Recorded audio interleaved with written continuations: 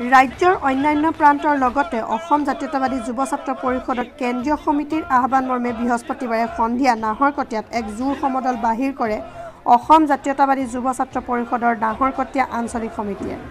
জাতিধ্বংসী নাগৰিকত্ব সংশোধনী বিধেয়ক 2016 বাতিল কৰা আৰু অসমত আন্তঃৰাজ্যিক পাৰপত্ৰৰ ব্যৱস্থা প্ৰৱৰ্তন কৰাৰ দাবীত বাহিৰ কৰা এই জোৰ সমদলত যুৱ ছাত্ৰ পৰিষদৰ কেইবা শতাধিক প্ৰতিবাদকাৰীয়ে অংশগ্ৰহণ কৰে।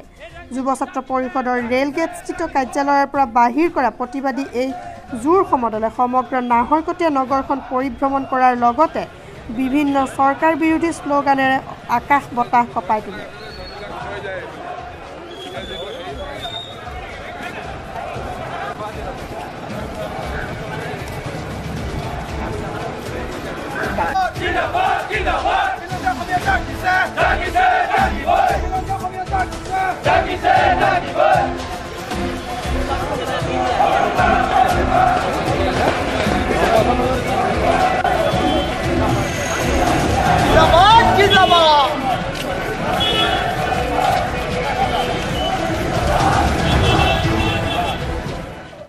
জাতীয় যুৱ ছাত্ৰ পৰিষদ আজি অসম জাতীয় যুৱ ছাত্ৰ পৰিষদ আজি কেন্দ্ৰীয় সমিতিৰ নিৰ্দেশমৰ্মে অসম জাতীয় যুৱ নাহৰকটীয়া আঞ্চলিক সমিতিয়ে অসমত অতি শীঘ্ৰে আন্তৰ্জাতিক পাৰপত্ৰ ব্যৱস্থা প্ৰৱৰ্তন দাবীত এক জোৰ সমদল কাৰ্যসূচী বাহিৰ কৰিছে।